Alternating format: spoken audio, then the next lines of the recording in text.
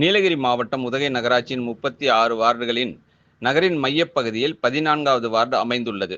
Commercial சாலையிலிருந்து பேண்ட்லைன் செல்லும் பகுதிக்கு செல்லும் சிறிய சாலை ஒன்று உள்ளது. இச்சாலை கடந்த பல ஆண்டுகளாக சீரமைக்கப்படாமல் இருந்தது.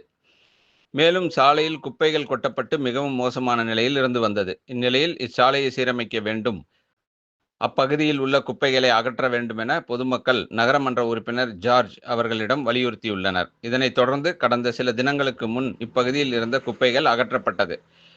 இந்நிலையில் நகரமன்ற உறுப்பினர் ஜார்ஜ் அவர்களின் முயற்சியால் தற்போது இப்பகுதியில் பல ஆண்டுகளுக்கு பின் நாடாளுமன்ற உறுப்பினர் நிதியில் இருந்து ரூபாய் 6 லட்சம் செலவில் அப்பகுதியில் கான்கிரீட் சாலையும் சர்ச் சாலையில் தார் சாலையும் அமைக்கப்பட்டு வருகிறது. அவ்வாறு நடைபெறும் பணிகளை நகரமன்ற உறுப்பினர் ஜார்ஜ் துவக்கி வைத்து பார்வையிட்டார். உடன் முன்னாள் கவுன்சிலர் இளங்கோவன், கார்டன் கிருஷ்ணன் ஆகியோர் இருந்தனர். பல ஆண்டுகளுக்கு பின் இச்சாலை சீரமைக்கப்பட்ட நிலையில் அப்பகுதி மக்கள் மகிழ்ச்சி அடைந்துள்ளனர்.